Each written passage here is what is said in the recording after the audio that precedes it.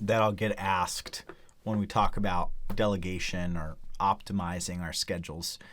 Again, as salespeople, it's like if we have an assistant, we have to make a lot of calls. Sometimes people are like, I don't like making calls. Should I delegate that out? Right?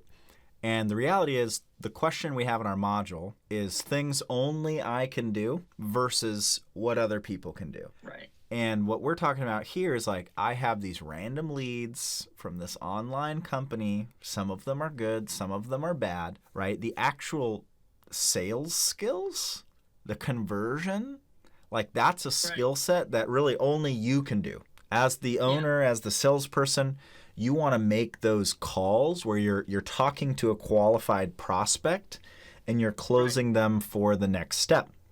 But in this scenario, you're saying these aren't always that qualified. These people are really hard to get a hold of. Those are the perfect types of calls to delegate to a phoner or an assistant, where it's not like they're doing the work of closing necessarily, because they're never going to be as good as you. They're not the salesperson. And if you say, oh, I could pay a phoner to do that, and they're really good at it, it's like, it's only a matter of time before they're going to get your job, because if you're good at sales, you're going to be doing your job, right? You're not going to be getting paid hourly to book appointments as a phoner. If you're actually good, you're going to move into the sales job.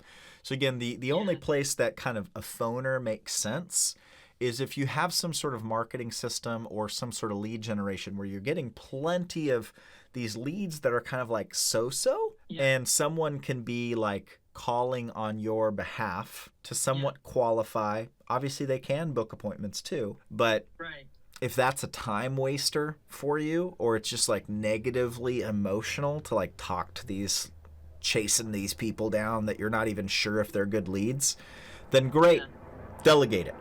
But in terms of like qualified prospects, we never want to delegate those, right? We always want to, unless, again, certain scenarios you have successful team members beneath you, there's ways you can do that. But just kind of giving you that context of if we're going to delegate, there's a way that works. And I believe what you're looking at right now is the way that works.